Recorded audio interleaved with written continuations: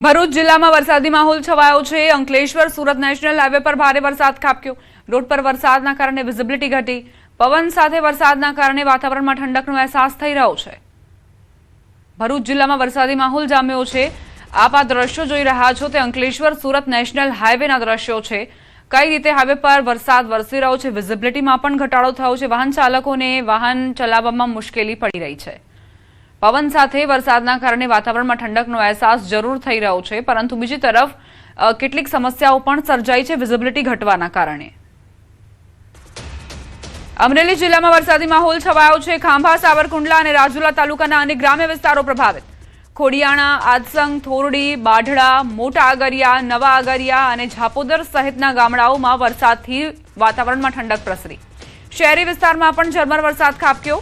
લોકોને ગરમીથી રાહત મળી। લાંબા સમયથી વરસાદની રાહ જોઈ રહેલા ખેડૂતોમાં હવે સારા વરસાદની નવી આશા જાગી છે।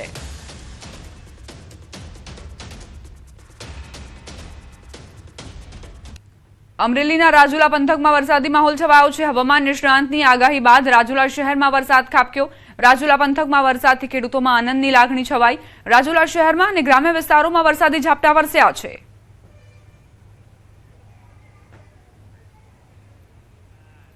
અમરેલીથી સમાચાર। લીલિયા પંથકના ગ્રામ્ય વિસ્તારમાં વરસાદ ખાબક્યો। શહેર તેમજ આસપાસના ગ્રામ્ય વિસ્તારમાં વરસાદી માહોલ જામ્યો છે।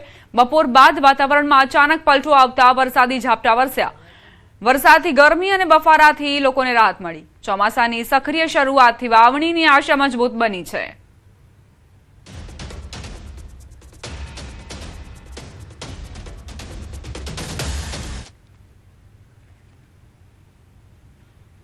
વાત હવે રાષ્ટ્રીય સમાચારોની કરીએ। આસામમાં મેઘરાજાની તોફાની બેટિંગ જોવા મળી છે। અનેક શહેરોમાં પૂર જેવી સ્થિતિનું નિર્માણ થયું છે। અનેક ગામડાઓ બેટમાં ફેરવાયા છે। ચિરાંગમાં ઘણા ગામો પૂરની ઝપેટમાં આવ્યા। બિજનીમાં ઘણા ગામોમાં જળબંબાકારની સ્થિતિ સર્જાઈ। મજરાબારી અને શિશુબારીમાં ભારે વરસાદ ખાબક્યો।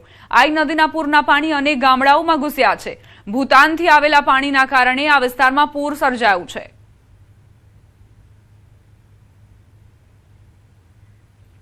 મહારાષ્ટ્રના અક્કલકોટ તાલુકામાં ધોધમાર વરસાદ ખાબક્યો। ભારે વરસાદથી અનેક ગામડાઓ પ્રભાવિત થયા। તાલુકાના ગોગાવ ગામ પાસેની નદીઓ અને નાળાઓ છલકાઈ ગયા છે। ગોગાવ ગામને જોડતો પુલ પાણીમાં ડૂબી ગયો છે, જેના કારણે વાહન વ્યવહાર ખોરવાઈ ગયો છે।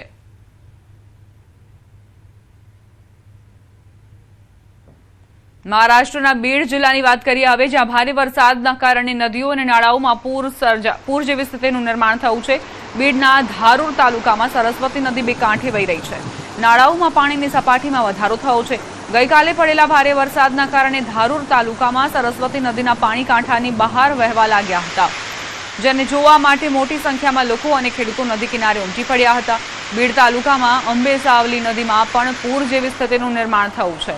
માજલગાંવ તાલુકાના ખેડૂતો ગંગા મસલા અને ઉમરી બીકે, વાંગી બીકે, મોથેવાડી અને અંબે ગામ જેવા વિસ્તારોમાં થયેલા ભારે વરસાદથી ખુશ છે।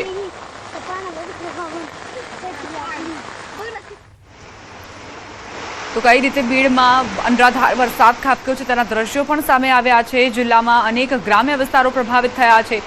નદીઓ ગાંડીતુર બની છે, નાળા છલકાયા છે, જેના કારણે ખેડૂતોએ પણ ખુશી વ્યક્ત કરી, કારણ કે આ જે પાણી છે તે સિંચાઈ માટે ખૂબ જ લાભદાયી સાબિત થશે।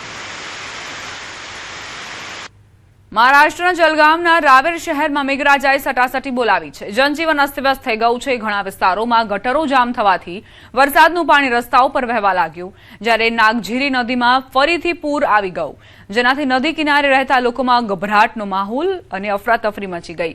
કેટલાક વિસ્તારોમાં ઘરોમાં પાણી ઘૂસી જવાથી લોકોને મોટું નુકસાન ભોગવવું પડ્યું। શિવાજી ચોકના રહેવાસી બાપુ મહાજનને ભારે મુશ્કેલીનો સામનો કરવો પડ્યો, કારણ કે તેમના ઘરમાં પાણી ભરાઈ ગયું હતું।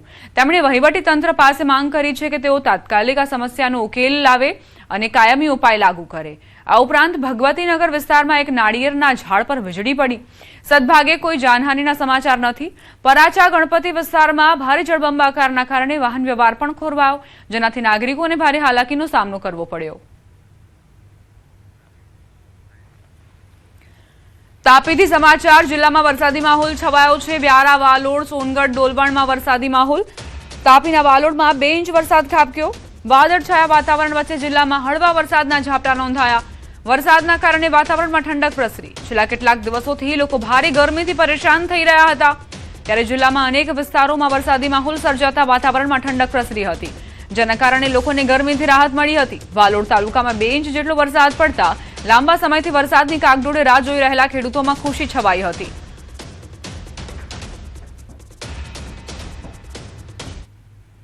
હવે આગળ વાત અલ નીનોની.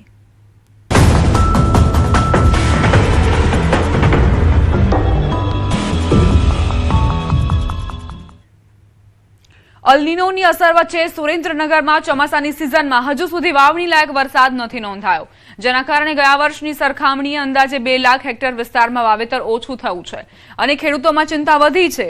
સુરેન્દ્રનગર જિલ્લામાં દર વર્ષે 5 લાખ હેક્ટરથી વધુ વિસ્તારમાં ખરીફ પાકનું વાવેતર થાય છે, પરંતુ આ વર્ષે વરસાદ ખેંચાતા અત્યાર સુધીમાં માત્ર 1.77 લાખ હેક્ટરમાં જ વાવેતર થયું છે, જ્યારે હજુ પણ અંદાજે 3.50 લાખ હેક્ટર જમીનમાં વાવણી બાકી છે.